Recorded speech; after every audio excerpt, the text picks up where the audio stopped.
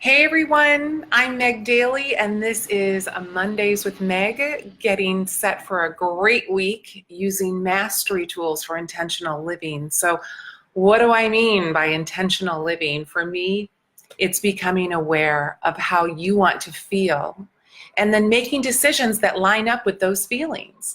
It's waking up every morning and deciding to say yes to life. Intentional living is being mindful with your time, with your communication, with what you eat, when you sleep, the things you say yes to, and the things you say no to. So, in a nutshell, intentional living is deciding to stop abandoning yourself and instead choosing to honor yourself. It's stepping away from numbing mechanisms that we all know too well and towards being fully present and at home with yourself, the dark parts, the light parts, with your soul. And when you live with intention, the benefits show up everywhere, especially for the people in our lives.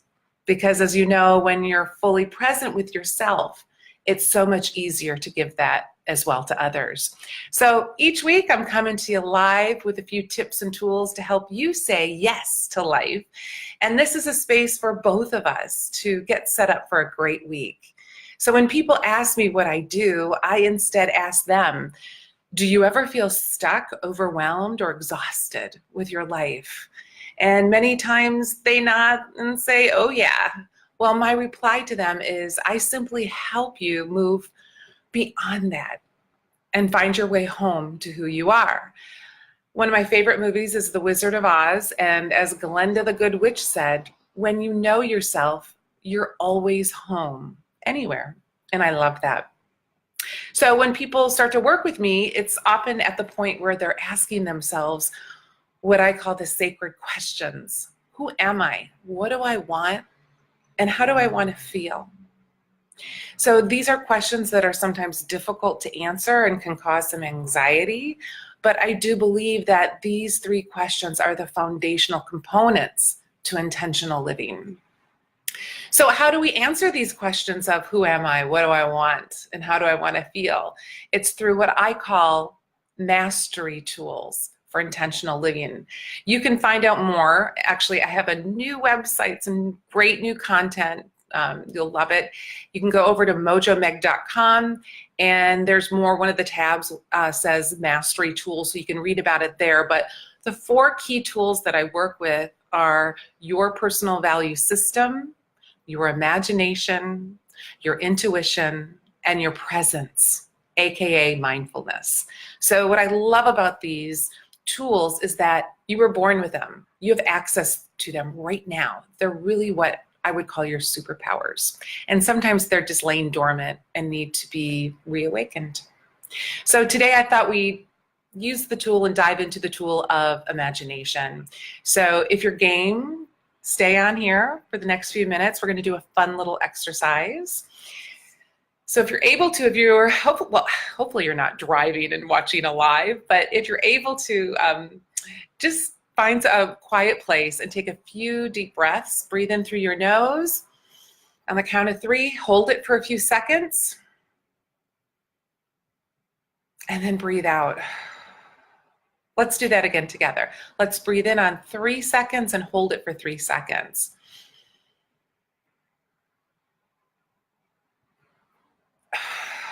And breathe out. So just make the commitment to yourself to just be here right now, present in this moment. Forget all the to-do lists and just be with me for the next few minutes for this fun exercise. So as you relax in your body and in your mind, I'd love for you to take a trip into the future. This future is where you've made some changes in your life and are really beginning to feel the way that you want to feel in your work, your finances, your physical environment, your relationships.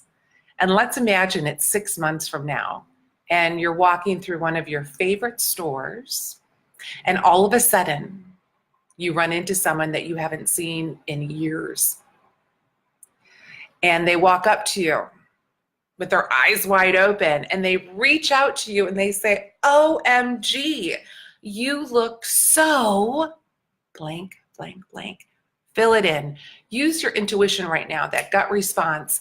What are the 3 adjectives that would just make your heart sing if someone were to use those to describe you? So I'm going to give you a few moments to just think about those, maybe write them down if you have the opportunity.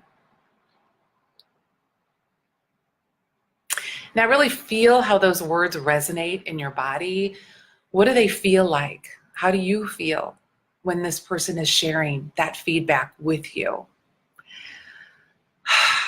Feels good probably, right?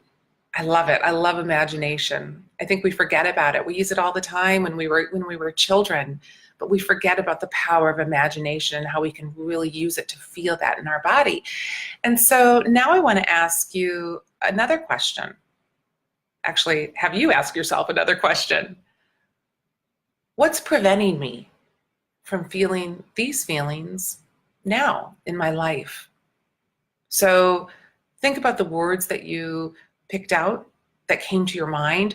What's preventing you? What's blocking you from feeling those feelings? Maybe it's old stories in your head that you have about who you are and your place in this world. Maybe you're kind of playing small in life. Maybe it's just simply fear of the unknown and fear of stepping out of your comfort zone. So what's preventing you from feeling those feelings? And then finally, ask yourself, what is one thing, just one thing that I can begin today that will help me start to bring those adjectives, the essence of those words into my life? Just one thing. I think so often we look to others or things to feed that hunger within us for what we desire. When we instead shift to looking within ourselves, everything changes.